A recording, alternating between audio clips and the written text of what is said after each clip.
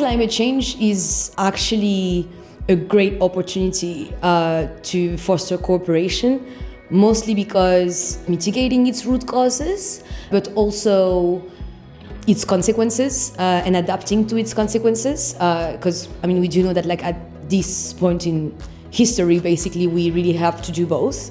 And this can only be done by including everyone, by having everyone work together. One of the challenges is clearly that any climate change or any climate effects don't stop at borders. May it be district borders, may it be national borders, or may it be just neighborhoods affected. It always goes beyond that. So exchange and learning in general is something that is always useful, right? But in the case of what we're currently doing as part of the Peace Pillar and all the other projects that are part of it, including ours, it's very different of other, let's say, subsectors of development and humanitarian work and peace building, because there is no past experience of it.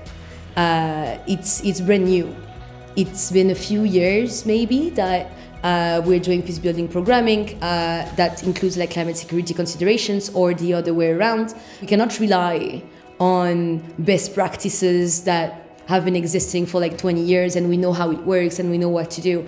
Even in terms of climate mitigation alone, everybody has some things to learn from each other, between countries especially, because no one has basically the magic solution. I think it's very important for peacebuilding organizations to use a localized approach in their interventions, as well as mainstream climate into their work throughout their activities, and make the communities understand about the impact of climate change and also the nexus between climate change and conflict. It will be very useful for different projects to learn from each other, different team members to learn from each other, or see what they can take away from other contexts that will be useful in their own context. If we don't learn along the way, we're basically going to lose a time that we don't really have.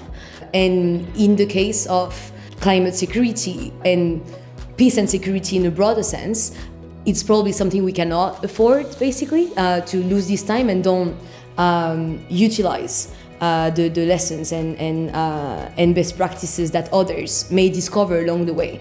I think the projects in the Peace Pillar and the wider interventions, let's say, that are being done on this in the world are quite experimental. Most of the time they are pilot projects. We're trying approaches with no guarantee that it's going to work. If it doesn't work, other people need to know to not waste their time and resources on it. And if it does work, then great. That's a tip that others also need to know so that they can address the issues they're working on more quickly.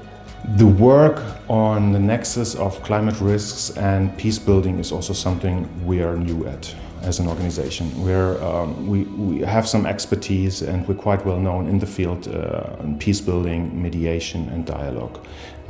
But we do need also more expertise, and we do need also more input and knowledge and lessons learned from other projects and other organizations working in this field. And therefore we see that the Peace Pillar is quite perfect for that, because we have so many organizations that are joining with different contexts, sharing their expertise, sharing their knowledge, sharing their lessons learned, which also helps us to get ideas from them in order to apply them perhaps and see whether they're suitable also for our context and our projects that they're working in. Information sharing or knowledge sharing makes us arrive at solutions better. So climate change is affecting the entire globe. So experiences in other parts of the world are relevant for people in the Bay as well to understand what experiences and lessons have been learned in other jurisdictions. And it gives a basket to choose from, the most utilizable one and the one that is most useful for the context.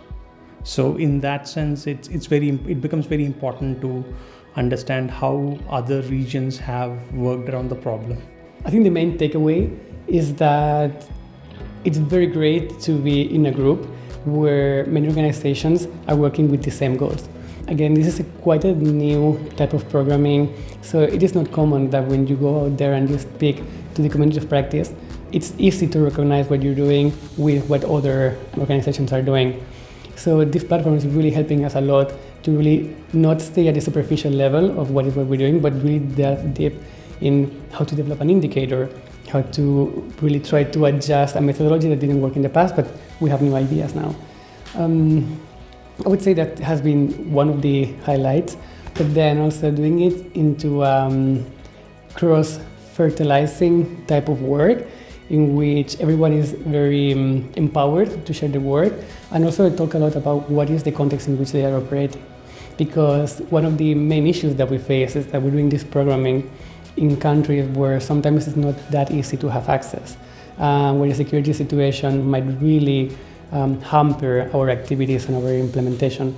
So it's quite good to be able to share these challenges and how different organizations are managing differently, because this is what we are learning and we're going to be able to apply in the future months.